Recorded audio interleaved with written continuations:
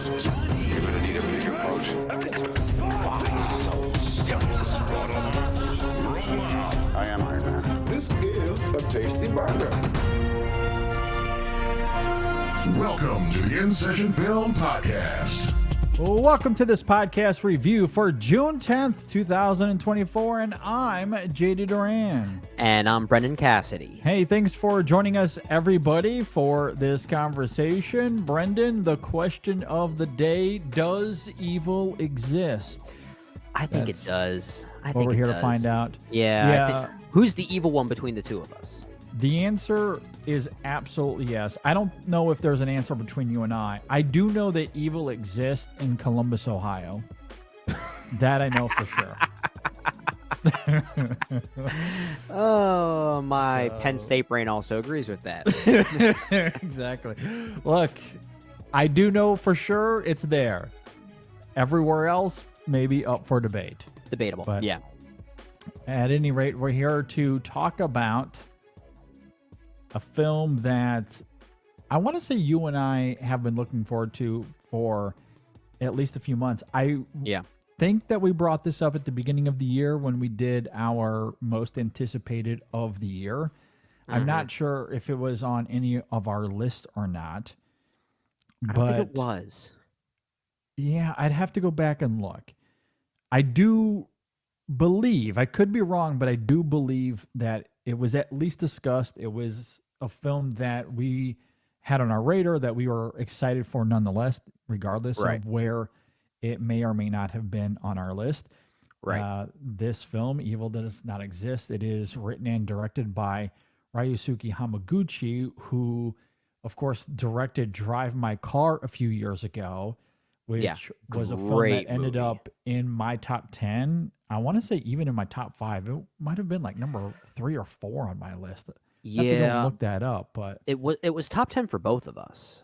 In fact, when we still had Ryan and Jay with us and they joined us for that episode, I think at least one of them also had it in their top 10. So a lot of us not even just us in particular, a lot of critics fell for that film. Yeah. I had it on number 4 on my list, looking at my best of for 2021. Yeah. Really great year. I think I had it at 7, but no, that's a great film, and that's he had 2 films out that year, Ryusuke Hamaguchi. He also had Wheel of Fortune and Fantasy, which I also really liked. A much weirder film, but you know, the experimentation of that film, I think, does a great job at least setting the stage for what one might expect for Evil Does Not Exist. In many ways, maybe it is kind of a good synthesis of the two. Yeah, and this is his first film since that year, since those 2 films came out. Yeah. And I do find it interesting that given his year, his thrust into the spotlight, Drive My Car won the Oscar, I believe, that year, Best International Film. I think it did. If I remember correctly. Was that the only nomination it got? I can't really remember. Maybe I could look that up real fast. I am going to look that up. It was nominated for 4 Oscars. 4. Okay. Winning Best International Film, but was also nominated for, as I try to find it here, you know, it's not listed on this page. It only mentions that it was nominated for 4 Academy Awards. But as we try and determine this real time, it was nominated for Best Picture, Best Director, and Adapted Screenplay. So I knew that it had to have been more than just. It almost had Parasite legs. Yeah, almost did. Yes. Yeah. Absolutely. It competed for the Palme d'Or that year as well, where it won 3 awards there. So it was this huge sensation, Drive My Car. Everyone seemed to really go for it. It was a great film. Obviously, we both had it in our top 10s. Yeah. Fantastic year. And when you're thrust into the spotlight like that, it would be understandable if he decided to maybe go for the bag, if Hollywood wanted to tap him for something and he decided, you know what, I'm going to get some money out of this. I'm going to capitalize on my success. With Drive My Car. And direct a Marvel movie or something. And direct a Marvel movie. Because he would not be the first. No, nor he would wouldn't he be. be You're the right. last. You're right. And instead of doing that, he's like, you know what? I'm going to do Evil Does Not Exist instead, which is not commercial at all. And I admire that. Like, I respect that he's sticking to his roots given all that success. I just can't find wait that to talk interesting. about. I can't wait to talk about this one. I I have cannot wait no either. idea what's going to happen here. I don't know either. The discussion around this film has been really interesting, especially Yeah. the ending. And that has been polarized. People seem to mostly agree on a lot of the other elements of the film, which we'll get into, of course. Yeah. But that yeah. ending, it has people talking. I've heard someone say, and I forget who it was, and I might even be paraphrasing. I don't think this is an exact quote, but I think they said that the ending to Evil Does Not Exist is perhaps the most opaque ending that they've ever seen in cinema. It's Okay, that that argument that makes is sense. I get it. certainly a hyperbolic statement, but I don't necessarily think it's all that false either. The point is still accurate that this is a very opaque ending, and we might have to get into it a little bit more as the conversation unfolds, as we. I don't want to say theorize, but maybe theorize is the right word, because I think what the thematic intent of it is where the film is stumping most people. Yes. We'll talk about it. I mean, there's various interpretations to be had.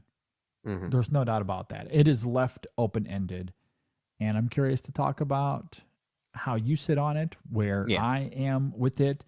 In all honesty, I'm still kind of wrestling with it. I think we all are grappling with it Well, in some way or I'm glad another. I'm glad you bring that up. And something I was going to say in my opening thoughts, but I can say it right now because it tethers to what you just said.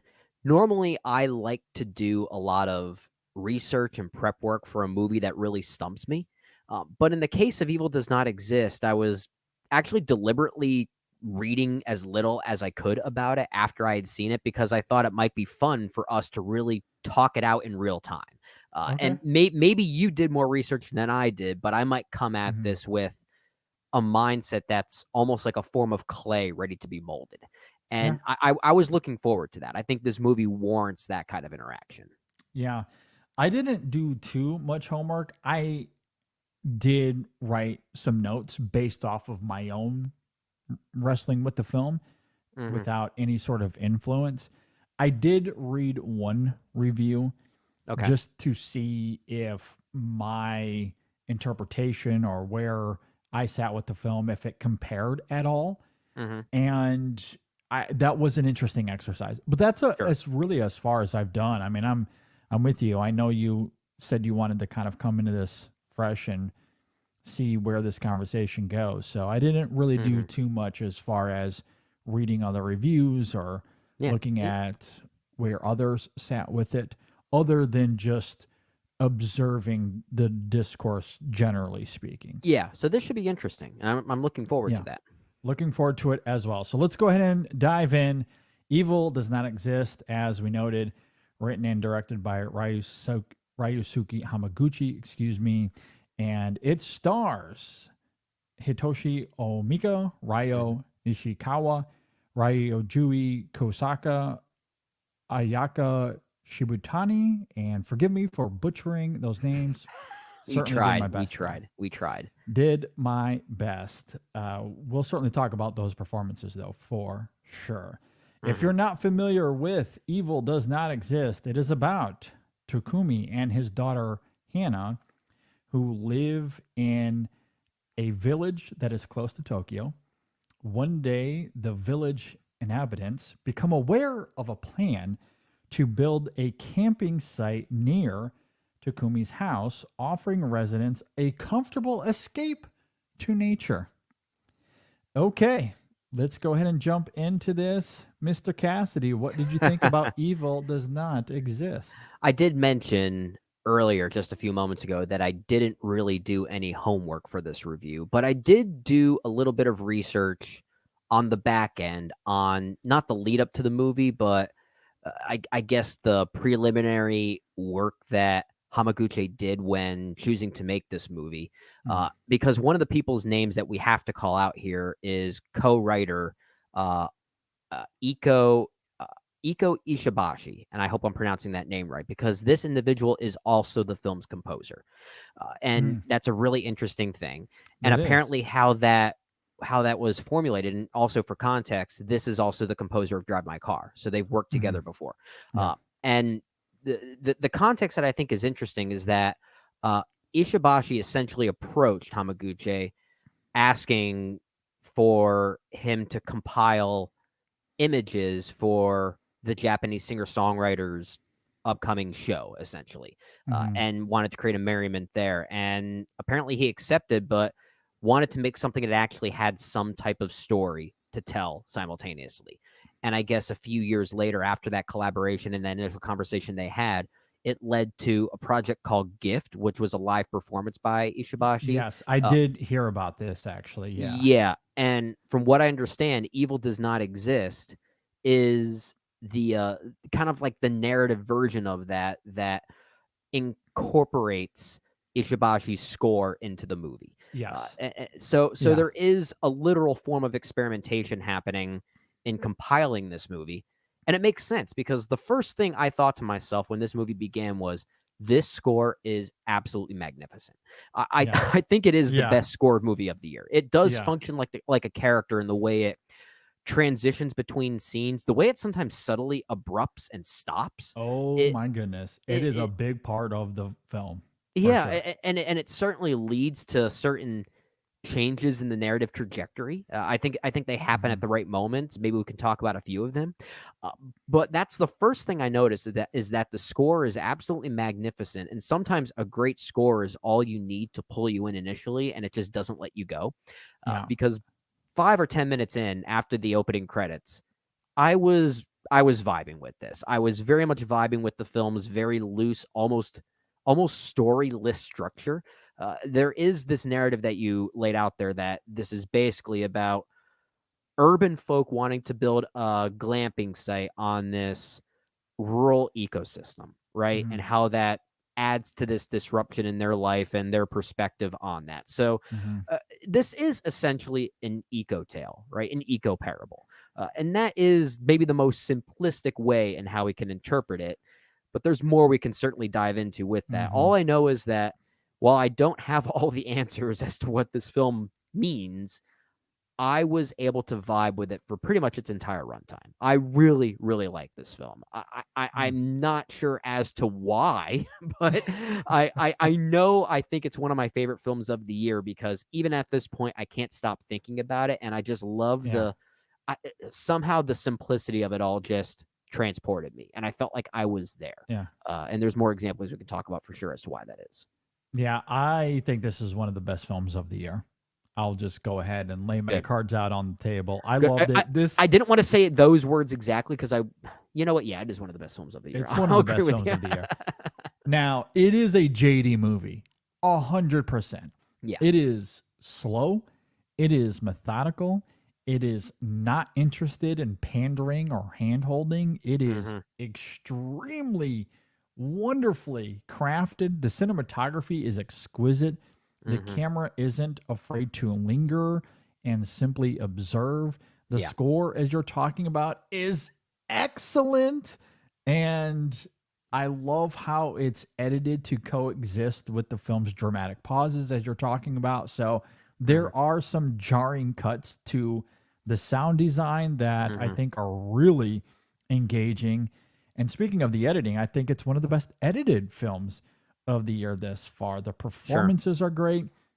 It doesn't take long to realize why everyone seems to be falling for this film until you see the final sequence, and then you immediately understand why it's been polarized. Yeah. But Yeah. I love its ambiguous metaphorical ethos. We'll certainly talk about it further as we go and where we stand, what it all means. But that's the incredible sleight of hand here. Hamaguchi mostly operates with this entrancing, redolent realism with how he weaves a modern day landscape and conflict with the film's pristine images and evocative intimacy. Yet at the same time, it plays out like a fable, all Yeah. the way down to Hannah invoking the likes of Little Red Riding Hood as she frolics through the forest alone. At the end of the film, it is clearly working as some sort of cautionary tale or parable about the intrusion of corporate greed against natural beauty Yeah, and absolutely. environmentalism. But I love how deeply grounded and pragmatic it is from moment to moment. There's something about that duality that is just magical. And Mhm. I don't know, I have struggled to articulate it any further than that. There's, Well, and we'll yeah, do our yeah. best as we go here, but that polarity here in the context of the film's craft, again, the cinematography, the score, the performances, how it feels tangible, it feels real to the world we live in, yet it also feels like it's otherworldly. I don't know how he makes those two things happen simultaneously, but he does, and it's Yeah, incredible to watch. that's a great point. You use the term eco-fable to describe this, which I did not use because fable usually is synonymous with fantasy, but there is a fantastical quality to this. You're right. In fact, Mhm. in my notes as I was prepping for this, a movie that this weirdly reminded me of was Princess Mononoke. Yeah. Just like I thought of Miyazaki. Generally, that was one of my notes here. I thought of Miyazaki. yeah, okay, Yes. so I'm glad we're on the same page there. I was mostly latching on to Princess Mononoke because of that film's sort of vagueness and how it depicts the relationship between man and nature or Mhm. technology and nature and Yeah. how it's kind of complicated, right? And in the case of Evil Does Not Exist, we see both sides in an almost similar way. Like we see that maybe to the film's ironic title, evil does not exist. Maybe there Yeah. is a complicated nature as to why certain sides of this argument are doing the things that they need to do. And I think it ends in a way that we'll certainly talk about that Mhm. maintains that confusion, which I thought was really Yeah. interesting. I think where this film really found its, I don't want to say found its footing because I was there with it pretty much 5 minutes in as that musical score took me in. But where I really found like the film was starting to ground itself into something is when we get to that press conference scene, Mhm. which is close to the midpoint, but it's a very long scene. I think it might be about 20 minutes. Mhm. And in many ways, it's kind of the it's in any other film, it would be the exposition dump, right? And it kind of functions like that, but it also it's what establishes the conflict between these people of this ecosystem of this town and how that jars with the corporate side of this business wanting to put this glamping site in. And you notice how out of touch that these individuals are with the natural preserve of this place, which has further parables I'm sure all of us can relate to if we've ever worked in corporate America. Just because you're higher up the corporate ladder doesn't mean that you know everything that's happening underneath you. Right? That Mhm. does not mean you're the expert. And I think Yes. this film does a great job addressing that. I think it's one of the best press conferences I've ever seen in a movie. Like if we ever do our top 3 favorite press conference scenes, it's up there with Jaws as far as just the Yeah. quality of it. And I think it does a great job setting the tone for the rest of the movie in a lot of ways. Yeah. With this film, I don't know if you had the same experience that I did, but when watching it, there were three movies that vividly came to mind for me when Okay. watching it. One of them was Princess Mononoke, for sure. Mhm. And maybe Hayao Miyazaki at large, because Sure. his whole career, not just that movie, but his whole career is centered around natural beauty and fighting against capitalism and, Mhm. you know, destruction of that natural beauty. Sure. But Princess Mononoke specifically certainly came to mind for sure. Yeah. When we get to the back half of this film, it turns into the Russian film Loveless from Oh, 2018, I that's a good believe, point. 2019. I Yeah. immediately thought of Loveless. It invokes that film Yeah, quite there's a readily. new conflict that emerges that is pretty Yes, similar to that. Yeah, you're right. You're right. absolutely. And then there's the town meeting scene, which is reminiscent of last year's RMN from Christian Mangui. Have you seen that I film, have RMN? not. No, I sadly haven't seen that one. I loved that film as well. I thought it was Okay. really great. And there is similarly a town meeting scene in that film that is similar, extremely similar. I imagine it's more of a coincidence than it was Hamaguchi using that film as some sort of inspiration. I could be Yeah. wrong. I don't know. I assume that it's mostly a coincidence. But the Yeah. two scenes, honestly, at least dramatically and emotionally, play out the same. Now, the context and the circumstances are obviously very different, but Yeah. in terms of the dramatic pulse at the center of those scenes, they are effectively the same. Okay. However, in Okay. RMN, it is a stationary shot that does not edit for like literally like 25 minutes. It Oof. goes on Wow. for a long Okay. time. Okay. long time. Now, in this film, it's not a stationary shot and it doesn't quite go that long, but it is still a pretty lengthy sequence. And Yeah. it is tense. The back and forth is equally pulsating. It gives the film a narrative propulsion where we see that these villagers are not thrilled about the idea of this glamping site being built on their land. They're simply too much at risk. They talk about wildfires that could be caused by barbecue pits. The septic tank would be in the wrong place and thus pollute the water supply. Yeah. They reverberate fears of them there not being enough security, so the glampers Yeah. would not be in check. And it leads to this great moment where the village chief says something to the effect of, what you do upstream will end up affecting those living downstream. And it's For a sure. really poignant moment in this Yeah. film. Yeah. And you see how those rebuttals affect the Takahashi and Mayuzumi characters, who are representatives of the company that wants to build this glamping site. And Yeah. they have no answers. They simply have no answers. They recoil Yeah. to those rebuttals.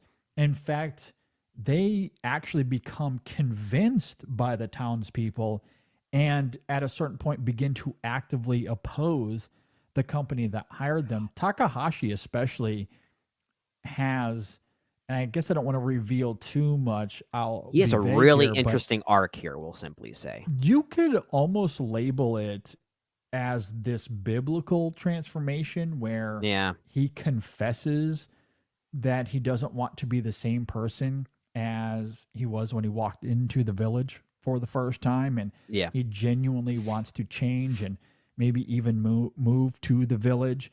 And that spiritualism, I think, ties really well to the film's foundational ethos. However, I do think there's an argument to be made about how sincere it really is, given his choices and how it could be interpreted as this facade of Well, sorts, yeah. someone that doesn't really belong there, and he's kind of mimicking things that he sees.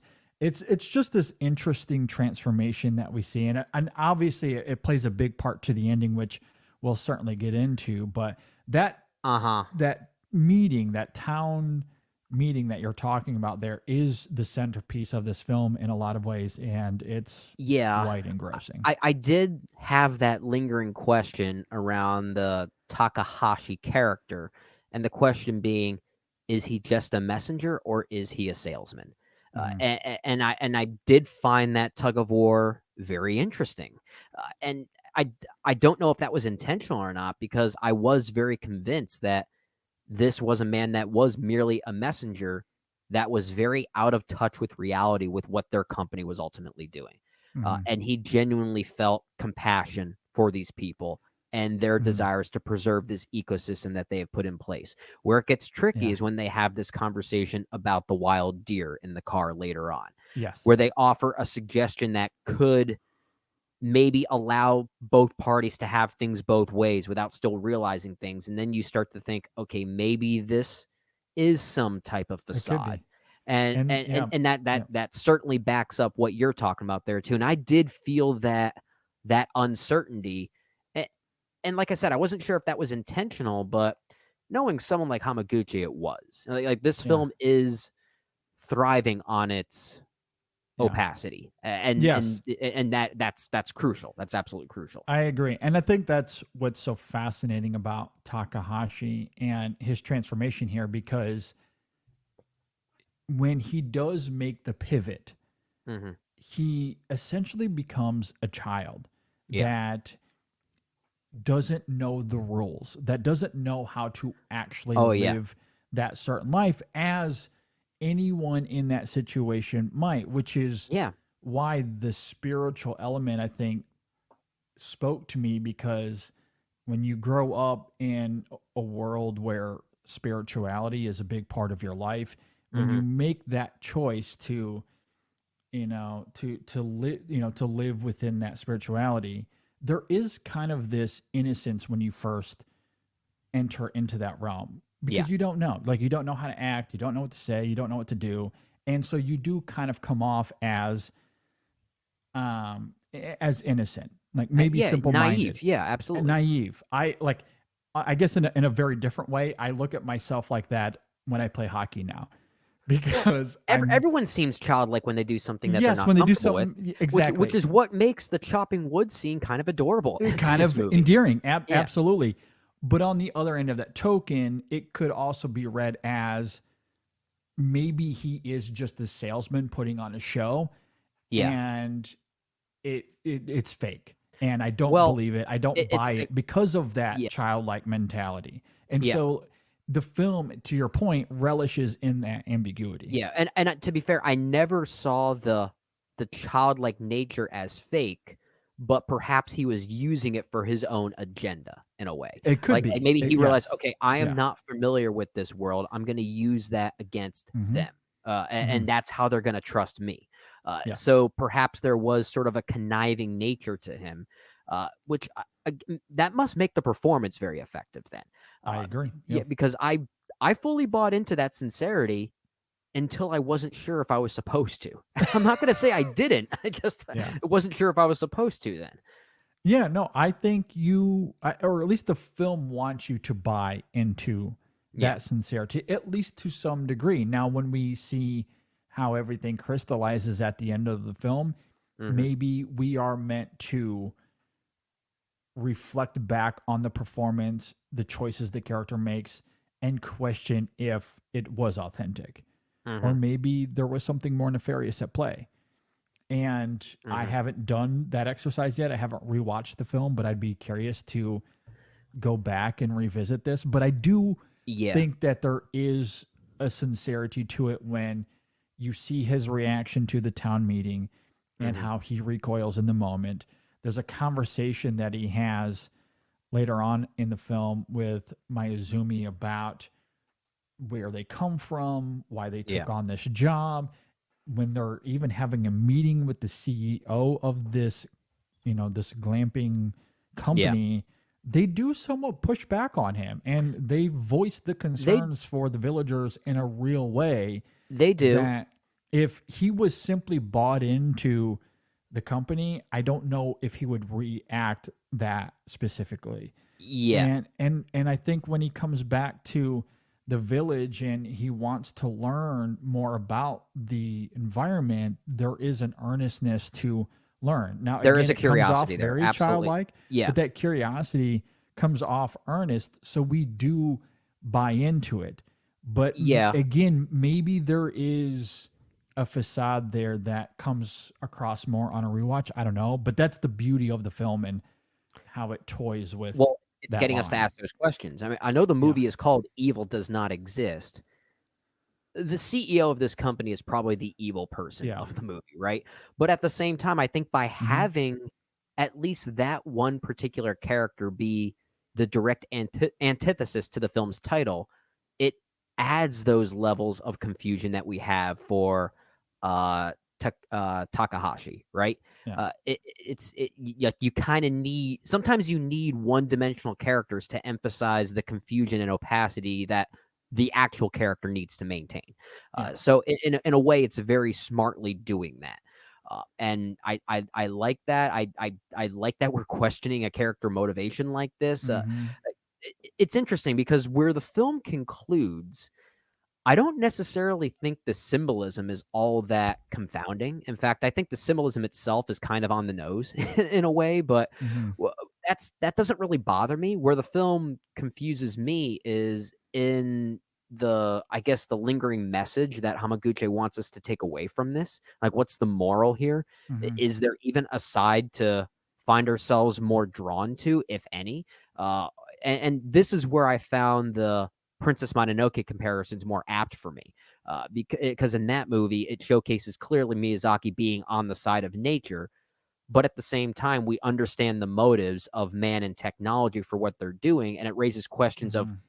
who threw the first shot, and if someone did, who threw the first vengeful shot? Is Miyazaki even happy that nature fights back in the way that they do? Like, there's lingering Mhm. questions like that, and I feel like the ending of Evil Does Not Exist is similarly asking certain things like that between uh, uh, Ta- Takahashi and, of course, our main character Takumi, who you haven't Mhm. talked much about yet. I think that interplay is really interesting. I agree. Do we want to talk about the ending now or save that for later on in the conversation? That's a good point. I didn't intend to jump this quickly to the ending, but I feel like we were veering towards that, and I kind of just went with it. Okay. We could because like we could at least get into the symbolism and how it traces back to that conversation they have about the wild deer that sort of Yeah. spearheaded the initial confusion that we had for Mhm. Takahashi, and maybe how this could have been a facade of sorts. Yeah. I mean, we can certainly jump to it. I wasn't exactly sure if we wanted to get into that now, but I guess since we're here, we can. Okay. Do we want to get into spoilers then? Should we talk about it in more detail? I don't. You know, I think to have a full conversation or an honest one, we probably should we probably should, without dancing around the at spoilers. least if we want to reference the symbolism that I said was quote unquote on the nose. Mhm. I think if we want to talk about that in the way that a quote unquote gut shot deer is at play, I think we might need to get Okay. into those specifics. Okay. I guess since we're here, we'll go ahead and get into spoilers now. So, fair warning, spoilers for the rest Okay. Okay. of the conversation. The ending is a bit of a shock. It does take this turn that you don't Hmm. necessarily see coming. You are right though that Hamaguchi does foreshadow what takes place in the sequence Hmm. right before when Takumi is driving Takahashi and Mayuzumi to Yeah. lunch, I believe. I think they And just left or they lunch. just left lunch. Okay. Yeah. And Mayuzumi asks Takumi if deer are dangerous. And he Hmm. says, no, except for when they are shot and forced to Hmm. protect themselves or they're young. Hmm. I think from that perspective, you can quite easily see the symbolism there Yeah. that Takumi is this wounded deer, one that Hmm. is shot by capitalistic greed and wants to protect his young, even if she is wounded or maybe even dead. So once he sees the body, he lashes out at Takahashi Hmm. because he's too close. Yeah. He's gotten too close. I don't think that the film is necessarily hiding anything there. I don't think so Now, either. aesthetically, it plays things out in a way of like where we see the like Takumi having this vision of perhaps Hmm. what takes place there, and I think that might throw off some viewers. There It certainly The took some editing time for is me to. wonky. Yeah, The editing is a it's little. played off in a hallucinatory way, That's it. Yeah. as if to suggest if this didn't really happen, is this just Takumi manifesting his own gut shot feelings into this situation and acting out because of that? Yes. Like, is he a wounded deer that acted out for no reason? Yes, absolutely. And the hallucinatory effect because of the editing there Hmm. might create a haziness. But once you see through the fog, I agree with you. The symbolism is pretty on the nose. Hmm. So it leaves, for me anyway, it leaves, I think, other discussion to be had. Yeah. And there's been a lot of talk of Hannah, is she dead or alive? Is Hmm. Takahashi dead or alive? this is where things get interesting for me. Okay. Because I think that debate in a lot of ways is futile. I don't think it matters. I agree. I don't whether think that they matters are either. alive or dead. Yeah, I don't care about the what as much. Yeah, when we consider Takumi, what we do know about him is that for whatever reason, he is this absent father. He's always late picking Hannah up from school, which is why she frolics in the forest alone. Part of his isolation comes from the fact that he's probably still grieving his late wife. There are a few moments where we see him reflecting on her and on that grief. Does he blame himself for her death? We don't really know, but one does wonder. Either way, Takumi's actions in the end create a paradox in that he's now impacted his community irreparably and has destroyed the balance and peace in his village, regardless of the outcomes of Takahashi or Hannah. By that account, he is no different than the developers, which kind of makes for a nihilistic ending. And that I found really fascinating. I don't know if that was the intent of the ending, but that was a thought that I could not escape. Yeah. When wrestling with this film, that That's a good for point. for what he represents for the village and how deeply tied he is to the naturalistic rhythms of this ecosystem. And he's the one everyone goes to when there are questions to be had. Yet, because of his choices at the end, which are inherent, which are naturalistic in their own right, instinctual, the decision that he makes leads to a conclusion that is synonymous with those of the developer in terms of the consequences of what's going to happen to this village. Well, yeah. I find that fascinating. It's fascinating Again, because he did what whether it was a hallucination or not, he did what he thought was simply protecting his daughter. But in doing so, he basically just sacrificed the credibility of this village, Yes. which means now this corporation has no other choice but to take over this land. Yes. Because he has completely taken away their credibility and their integrity, right? Yep. So you're right. That does lead to a very nihilistic and, dare I say, hopeless ending. And at the same time, it still leaves these questions as to who fired that first shot. Or maybe not who fired the first shot, because we know, quote unquote, corporate greed came in with their agenda. But is the ending also suggestive of nature's way of fighting back? And I think that question also lingers too, and whether that's something we want to see or not. But either way, it almost seems to suggest that this ecosystem has now become disrupted, regardless of those acts on who chose to fight back in the long run.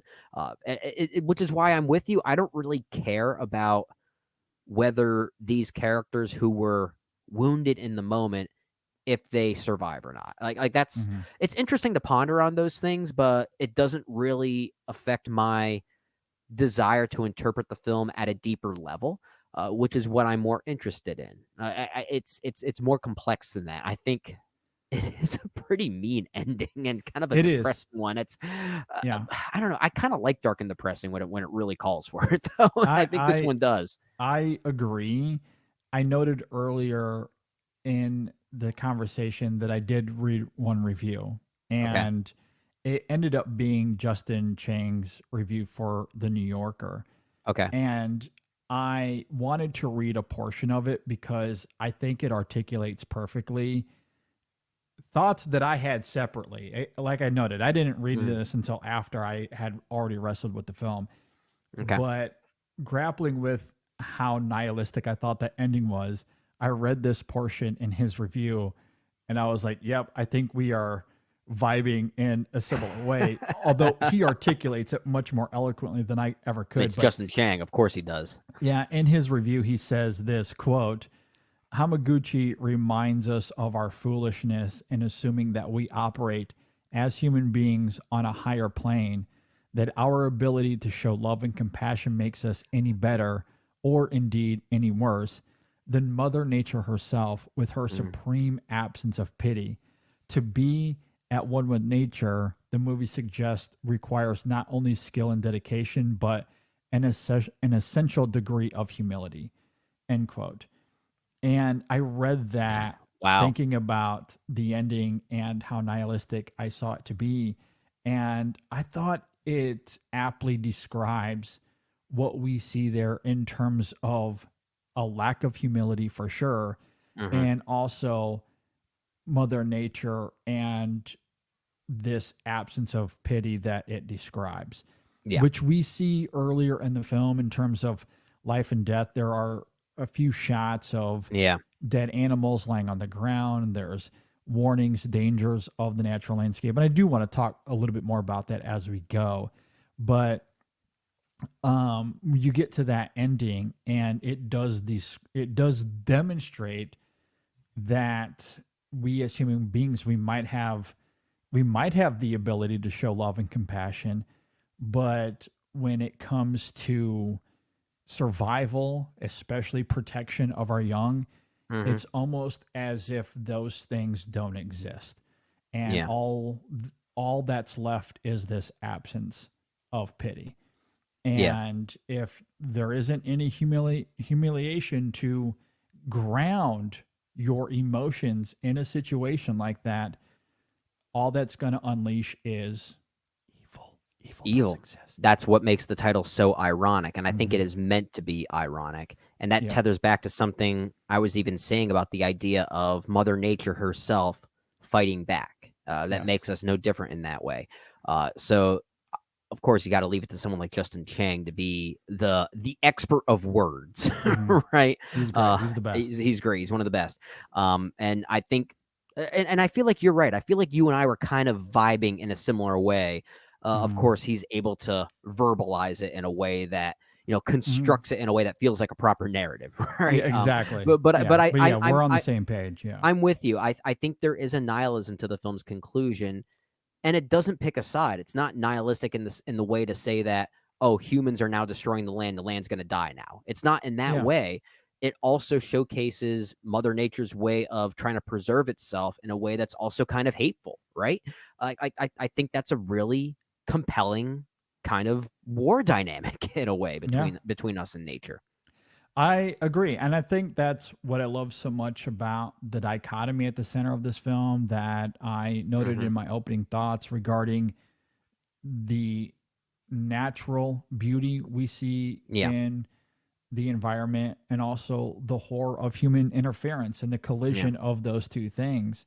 And tonally speaking, that duality is kind of unnerving at times. For sure. as gorgeous as the film is in its imagery and music, there's always an aura of something doesn't feel right.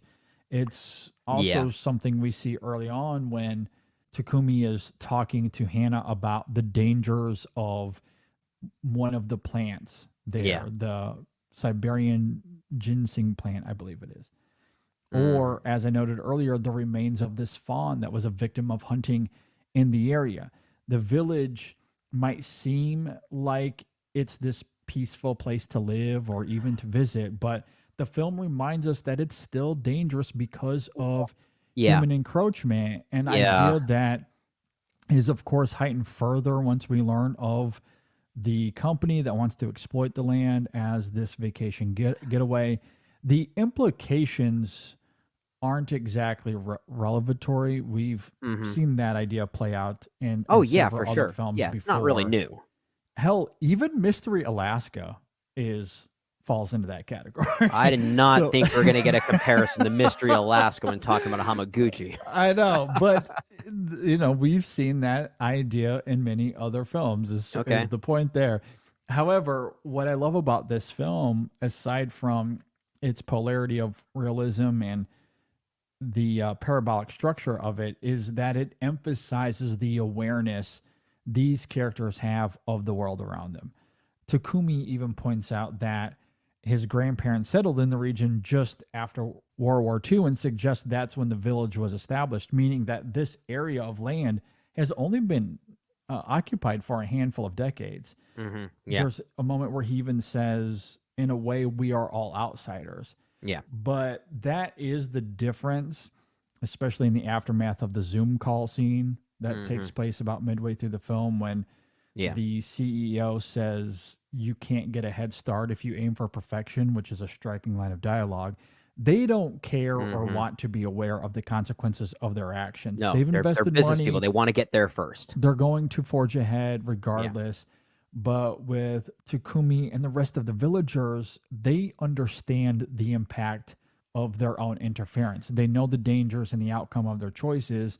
And I think the film simply wants to highlight why that's important. Oh, yeah, for sure. And ultimately, that's what makes the ending so heartbreaking when the film utterly subverts all of that. Well, even when it subverts that, we sort of talked about how it almost comes out of nowhere, but tonally, I don't think it does. Like, you made a great point that there is something weirdly unsettling about this entire experience. And I'm not really sure how Hamaguchi does it, because he doesn't utilize traditional filmmaking tactics to make this an unsettling experience. But there's something weirdly lingering in the background, an almost ghostly like presence that at times I felt like this was veering dangerously close to horror movie setup. And I'm not sure how the film does that, because it doesn't really do anything to directly suggest that this is a thriller, right? But there's something there. There's something weirdly there, hiding behind the bushes that suggests those things, which is really compelling. And I think my favorite tactic with that, or where I felt that the most, there are a couple of components, but it all circles back to one thing, and that's Hamaguchi's use of motifs in this film.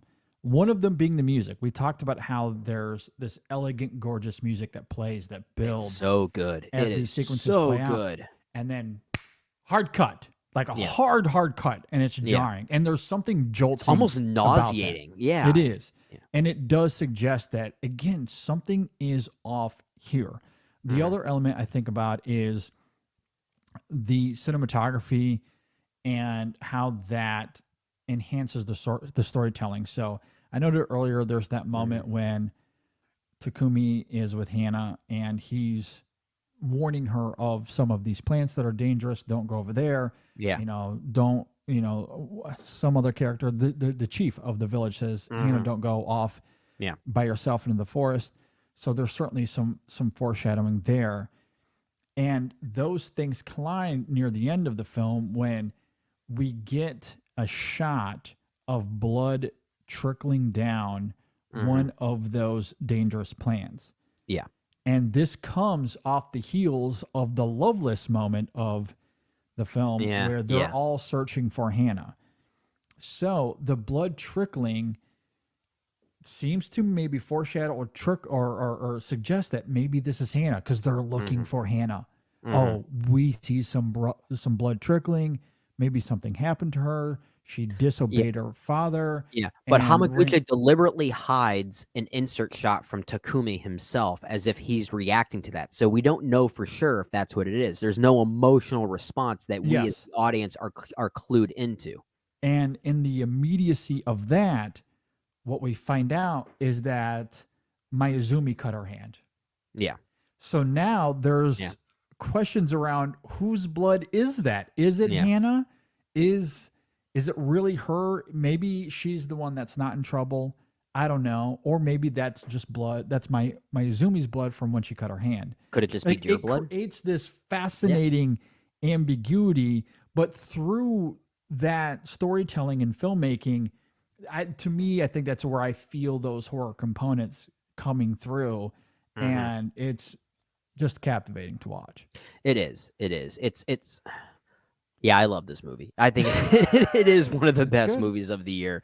I jokingly said earlier in a past episode, JD, that what I was so interested in with regard to the year 2024 thus far is I felt like we were on the verge of having very different top fives for our mid-year report coming up soon. Mhm. Now I'm not so sure because there are times we find ourselves so locked into a movie like Yeah. this that, and I don't know where this sits for you as far as one of your favorites of the year and how you did that ranking exercise. I'm not even sure where it sits for me yet.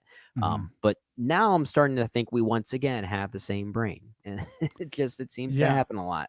Yeah, no, it certainly worked out in this manner. And it's interesting because we did come into it a little bit clean. I mean, I did write down some thoughts. I really wrestled with it, but I didn't really seek out any sort of outside influence until I read Justin Chang's review, as I Right, noted. That was right. really my only outside input into any of these thoughts. But I hmm don't know, given our history together, this isn't all too surprising, I guess. It's not. It's not.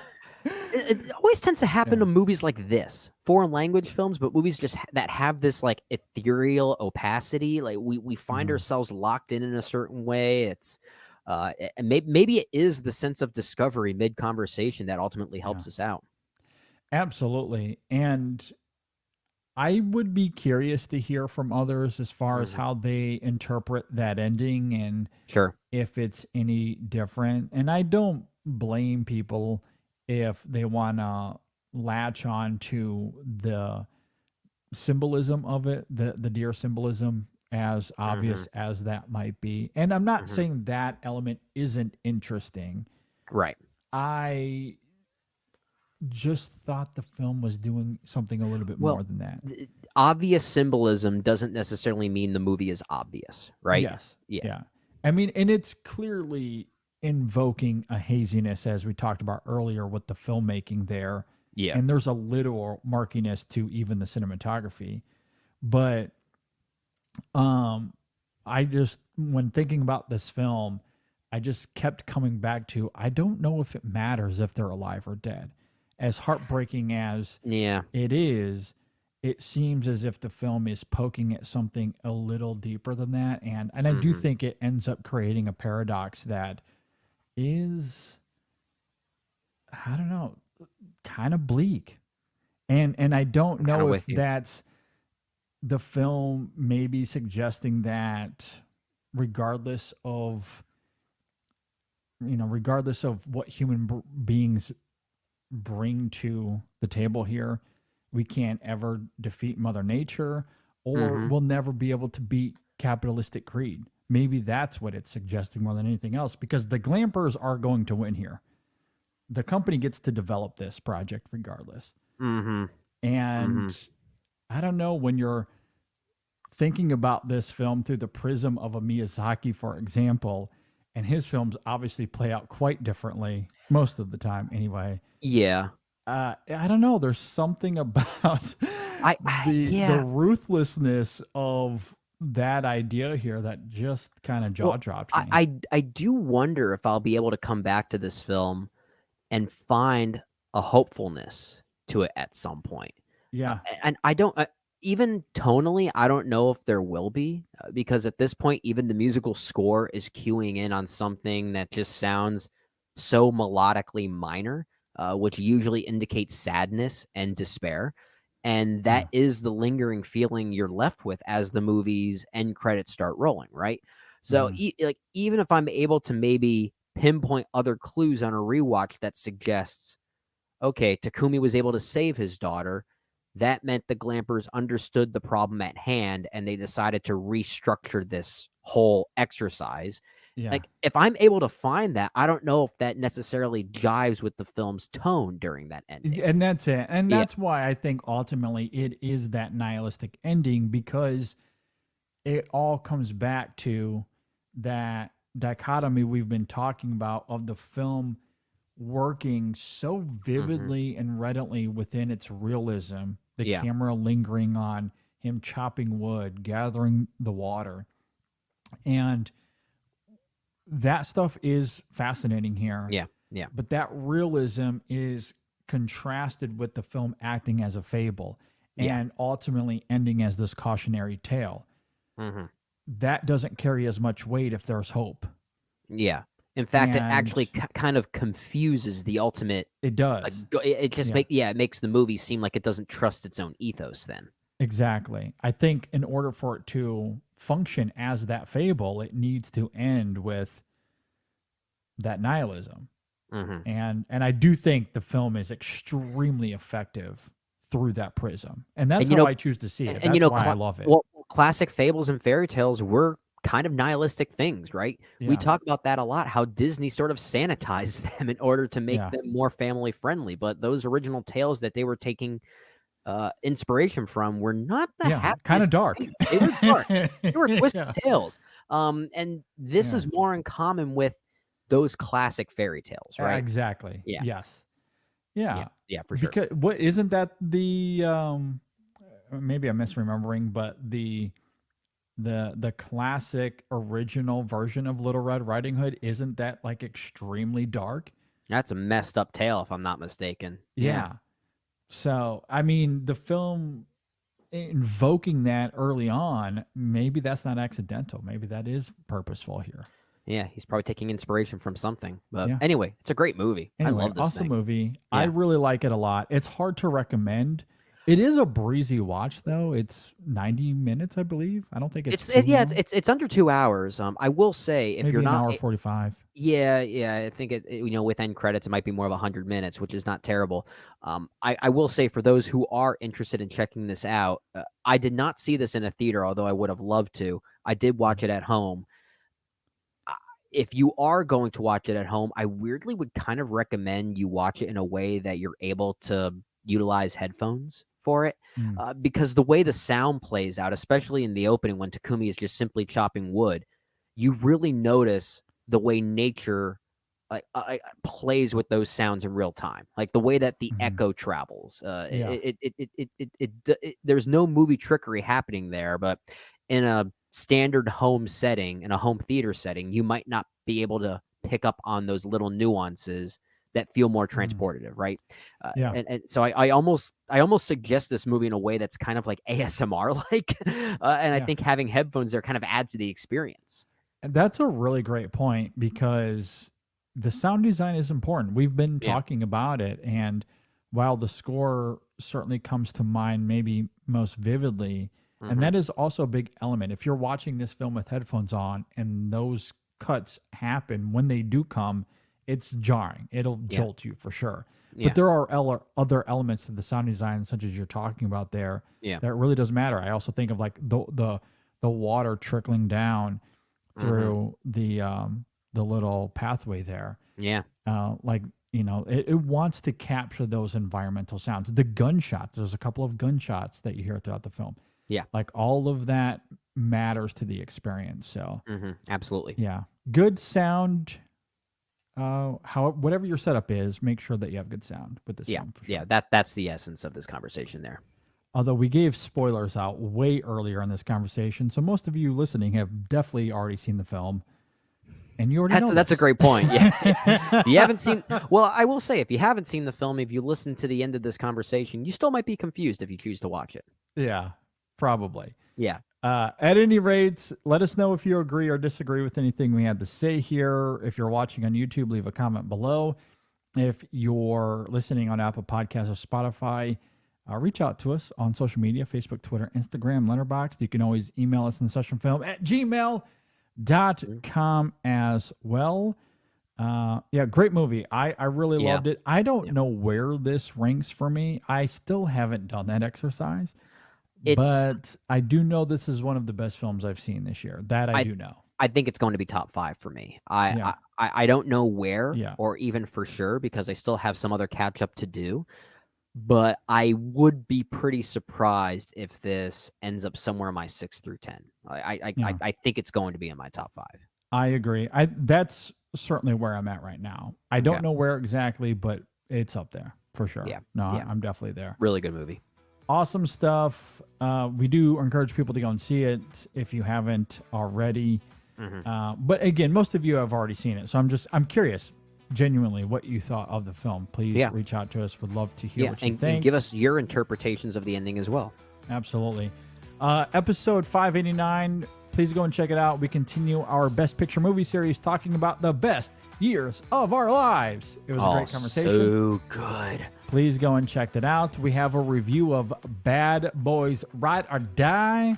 That is available as well. Please go and check that out. It was a lot of fun. And we turned the corner this weekend to Pixar and Inside Out 2, which by the time this episode goes live, I've already seen Inside Out 2. Oh gosh, I cannot wait to hear your So, thoughts on. we'll see.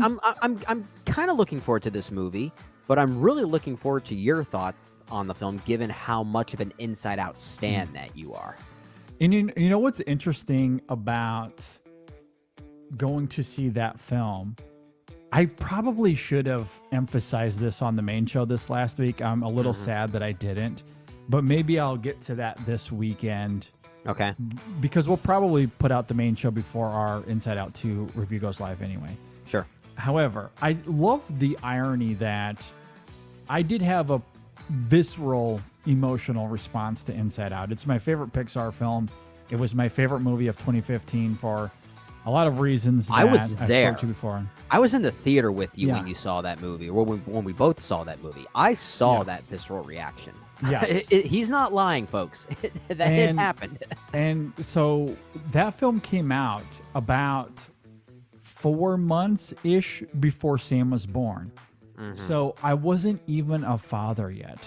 I know. However, I am taking Sam, my oldest, to see Inside Out 2. So there's going to be some interesting poetry to how this plays out now that I get to take my son, who is about the same age as Riley in that first film. I just realized, are they So- doing the whole Toy Story thing? Is Sam now this franchise's version of Andy? Maybe. So we'll see. I'm really looking forward to it, though. I'm intrigued. And yeah, I can't wait. You know, it's one of those things where I'm intrigued, but also I'm keeping things a little reserved, I guess. Well, yeah, you have to keep things a little reserved, especially if you are this much of a fan of that first Inside Out, because that's just a recipe for disaster going in with those kind of expectations. And it's easy for us to maintain some of those reservations given some of Pixar's recent comments lately about how they want to, I guess, reshape their creative agenda going forward. Yeah, that's part of it. Absolutely. Yeah. You know, I think it's the whole sequelitis of it. It's the new Pixar direction. I don't know what to make of that. There's a different director involved here with Inside Out 2, which I believe we noted some months ago. Kelsey Mann. Yeah. Kelsey Mann doing this. Yeah. And I just don't know what to make of her yet, because this is her first. You know, it's apparently it's a him. directorial Apparently it's a job. him. I actually did not know this. I think it's a Kelsey him, Mann. actually. Yeah. Well, of course, because it's Mann. It's Kelsey Yeah. Mann. Yeah, it's like Dr. Mann from Interstellar. You see, because it's a man. You see the symbolism there? I It's see a what man. they did there. Well, I apologize to Kelsey. But regardless, not familiar with much of the work there. They did not bring back Michael Giacchino, which That is the biggest bummer. That is the biggest huge bummer. huge turnoff for me. Absolutely. And so like I just don't know what to make of this, because the premise is intriguing enough. Yeah. The footage I've seen I like. I think it could be great. Genuinely it could be great, but Yeah. I don't know much about Man. I don't know this composer that they brought in. Are they trying to cheapen this film? Like if I didn't know any better, if I just looked at a lot of what's here on paper, aside from a lot of the main cast coming back, but even then, not everyone came back. It just feels like if this was 20 years ago, this might be one of those direct to DVD. I was kind of things. just going to say direct to video. I am Yeah. getting those vibes from it. Yeah, and so, like, I love Inside Out. I truly think it's Pixar's best to date. This one, I don't know. I'm excited, but extremely reserved. We'll see. Yeah. We shall see. I just hope it's good. Yes. At any rate, we can talk more about that on the main show this next weekend. But thanks for listening, everybody. Thanks for watching. We'll see you next time on the In Session Film Podcast. Evil does not exist, except it does, and it does. Thankfully, it's not JD or I.